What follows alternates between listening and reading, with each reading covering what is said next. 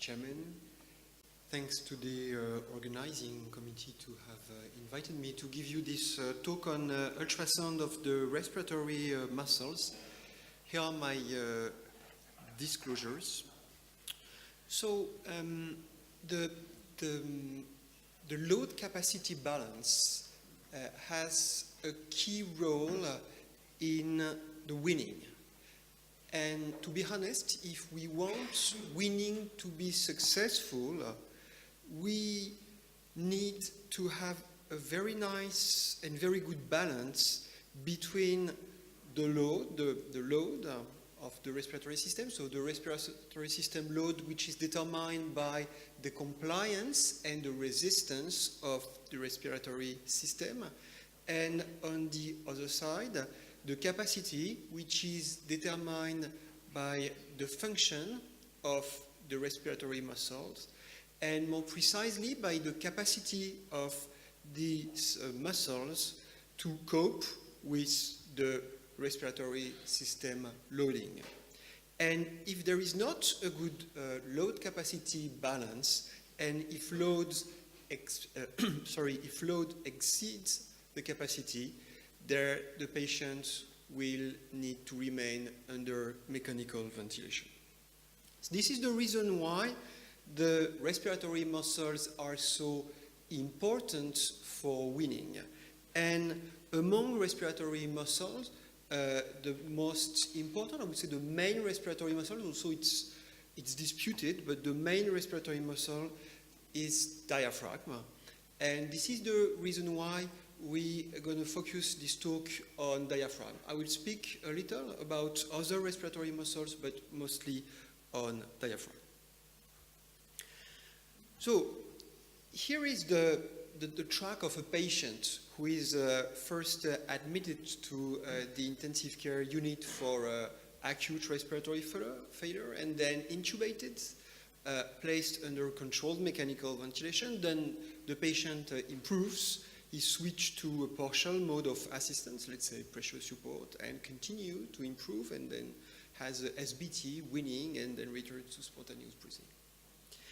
And unfortunately, during this long story, the diaphragm will be hit by many forms of injury. First injury occurs right after admission to the ICU, and this diaphragm injury is caused by sepsis and inflammation that will directly damage the muscle. And then after, in a second time, while the patient is intubated and placed under mechanical ventilation, then there will be another type of injury, which will be what we call the ventilator-induced diaphragm dysfunction. But also, all the risk factors for ICU-acquired neuromuscular disorders, such as infections, hyperglycemia, steroids, blockers, neuromuscular blockers, they all will contribute to the constitution of a diaphragm dysfunction. And this is what we could call the ICU-acquired diaphragm weakness. And now we realize that this ICU-acquired diaphragm weakness will be a big problem, because if the function of the diaphragm is poor when it's time of SBT and weaning, then the weaning will be a failure. So let's focus on this spontaneous breathing trial and weaning, and let's see exactly what happens to the diaphragm at this precise moment, and what is the consequence of diaphragm dysfunction on this weaning. So before talking about the ultrasounds, we will first describe diaphragm function using the gold standard technique, which is the measure of tracheal pressure at the distal extremity of the endotracheal probe in response to the phrenic nerve stimulation. which is a magnetic stimulation of the breathing. This is the gold standard. So we start with this, and then after we move on to ultrasound. A couple of years ago, we measured diaphragm function at the first SBT. And we did that in 76 consecutive patients who had been mechanically ventilated for more than 24 hours. And to be honest, we were very, very surprised to notice that there was diaphragm dysfunction in 63% of patients. I mean, 2/3 of patients, like 24 hours mechanical ventilation, diaphragm dysfunction. Very surprising. And there was a clear association between diaphragm dysfunction and weaning failure. I mean, diaphragm dysfunction doesn't mean that weaning will be a failure, but weaning failure occurs more likely in patients with diaphragm dysfunction, and those patients with diaphragm dysfunction, they also have a higher ICU mortality, higher hospital mortality, and all those poor outcomes. So now we know that diaphragm dysfunction occurs in many patients and that it compromises weaning. And the problem is the gold standard is this technique. It's complicated, it's long, it's expensive, requires expertise, so we need alternative techniques, and this is why we place a lot of attention on ultrasounds. So there is two main ultrasound techniques to evaluate diaphragm function. So the first one is the anterior subcostal view that will look at the diaphragm dome. So for these techniques that intends to measure the diaphragm excursion, we use a low-frequency probe that is placed on the subxiphoid space, right? Because on the left there is the stomach, so there's air, so you don't see the diaphragm in many patients. Mid-clavicular line. So we see the liver here, we see the diaphragm here, and then we switch to M mode, and we see diaphragm excursion. Quite simple. And this diaphragm excursion has been evaluated as a predictor of weaning failure in 85 ICU patients ready for SBT, and those patients were classified as having no dysfunction, so you see a beautiful diaphragm excursion here, or dysfunction, you see basically no excursion here. And the authors chose a cutoff of 1 centimeter to define diaphragm dysfunction, 1 centimeter of excursion. They had a quite nice intra-class correlation coefficient between the operators. So this is a quite reproducible technique. And what they observe is that the group with diaphragm dysfunction, they had a higher weaning time, you see here, very, very high, and also more frequent weaning failure. And here you have the sensitivity and specificity of diaphragm excursion to predict weaning failure. Sensitivity is good, but specificity not so good. The second way to examine diaphragm function is the intercostal view, which will look at the zone of apposition of the diaphragm. So then here you use a high-frequency probe, place the probe at the 8th or 9th intercostal space on the mid-axillary line. So it is what you see. You see here the diaphragm is there with this white signal inside the diaphragm. And then I show exactly the same here. This is the diaphragm. And then you switch to M mode. So M mode, here is the diaphragm, here. And you can see that when the patient is inspiring, the diaphragm is thickening.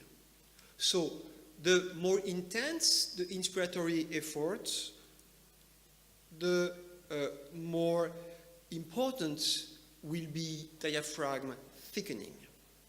So we measure end expiratory diaphragm thickness and inspiratory diaphragm thickness, and then we calculate, the formula has disappeared, sorry, we calculate the thickening fraction of the diaphragm, which is the end inspiratory diaphragm thickness minus end expiratory diaphragm thickness divided by end expiratory diaphragm thickness. This is the thickening fraction of the diaphragm, and it's quite reproducible between operators. The intraclass coefficient are not so bad. So this index has been studied as a marker, as a predictor of weaning failure in this beautiful study by Di, published a couple of years ago in Thorax. And, well, there's quite nice discrimination. I mean, the patients who failed extubation have a quite low diaphragm thickening fraction, and those who succeed extubation have a quite high thickening fraction of the diaphragm.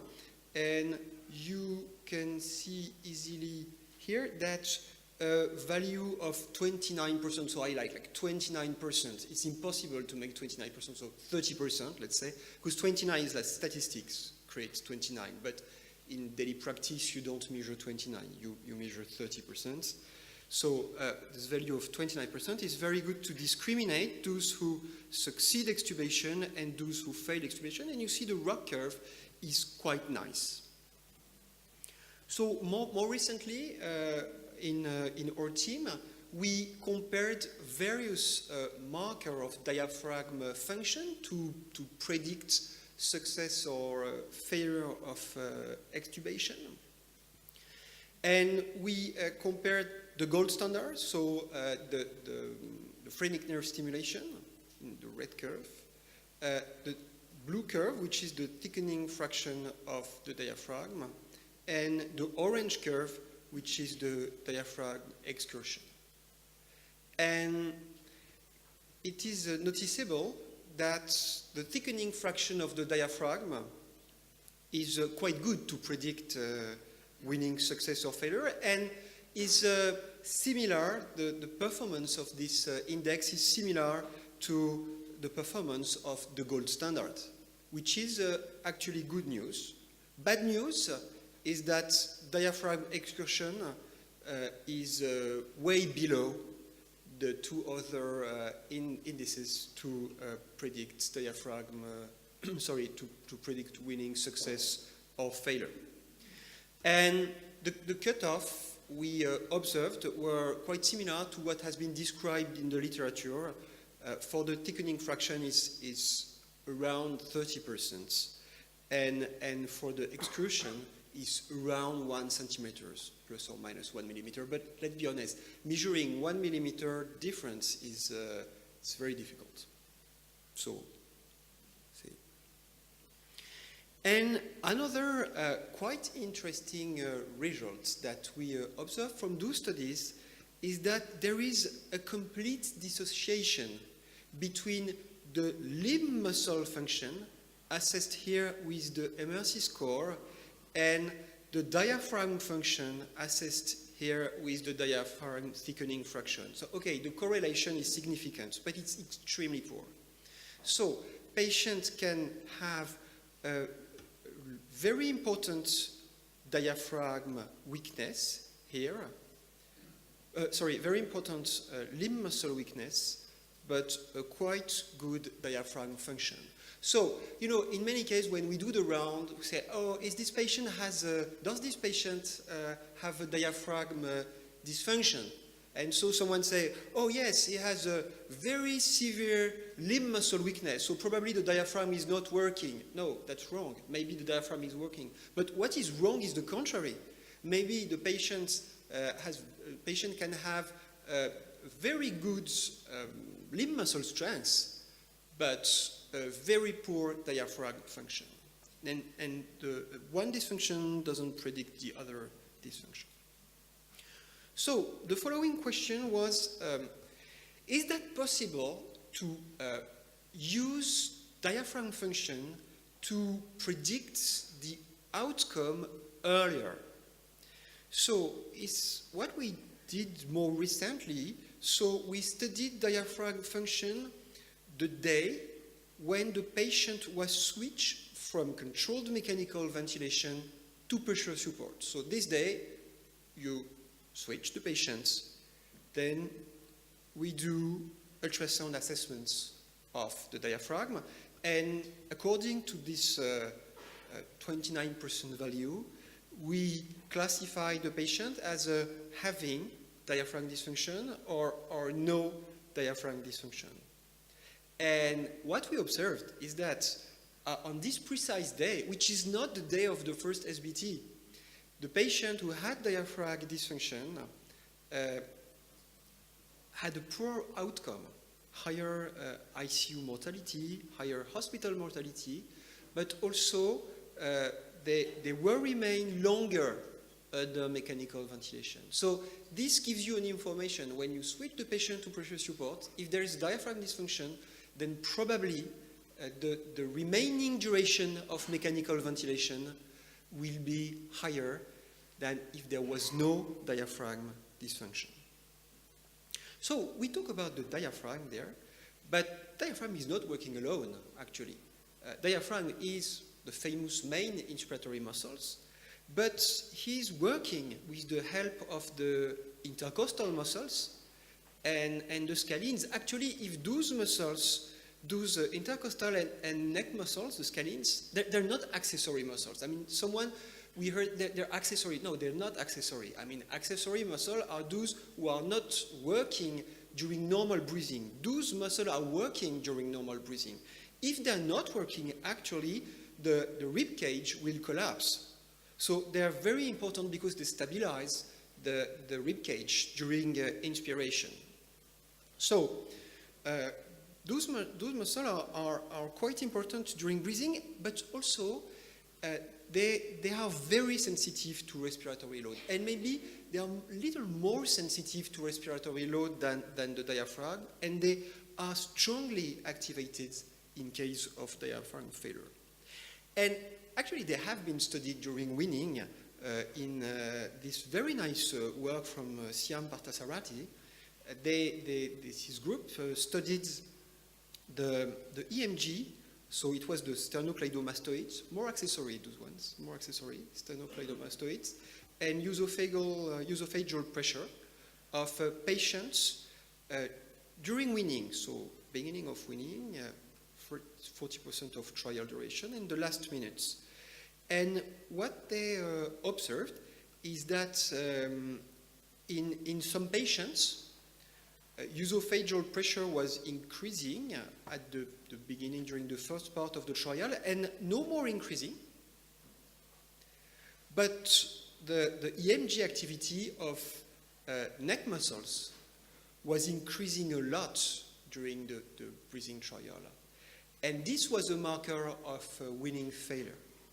Those patients with not a major increase in esophageal pressure, but a major increase in neck muscle activity are at high risk of weaning failure. This is what this graph shows. Here you have the EMG activity of the sternocleidomastoid muscle, and the black dots are the patients with weaning failure, and the white dots are those with weaning success. And this is the weaning trial. And you see that in patients with weaning failure, there is an important increase of the EMG activity of the sternocleidomastoid muscles, while this is not the case in patients who succeed weaning. So we try to, based on those results, we evaluated the activity of intercostal muscles during the weaning trial. So the whole work was conducted in part in La Pitié-Salpêtrière Hospital in Paris and in St. Michael's Hospital in Choteau by Martin Dress. So here is the intercostal muscles. You see the ribs there. They're here, and the muscle is there. And so it's localized during the two-dimensional mode, and then switch to the M mode. And once again, it's possible to calculate the thickening fraction of the intercostal muscles with quite good inter-observer reproducibility. And first, we observed that there is an inverse correlation between the level of assistance provided by the ventilator and the thickening fraction of the intercostal muscles. And the second very important information is that the thickening fraction of the intercostal muscles of more than 8% was a quite good predictor of weaning failure. It was a quite good predictor of weaning failure, as you can see with this ROC curve, and we had a nice sensitivity and a decent specificity. And there was obviously a curvilinear but invert relationship between the thickening fraction of the intercostal muscle and the function of the diaphragm. And here you see that patients with a low diaphragm function, a weak diaphragm, they have a high activity of intercostal muscles with ultrasound, and those with a good diaphragm function have a low thickening fraction of the intercostal muscles.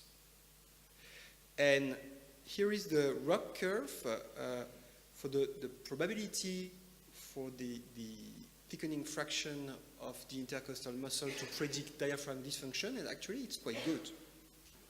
So, in conclusion, ultrasound for respiratory muscles during weaning.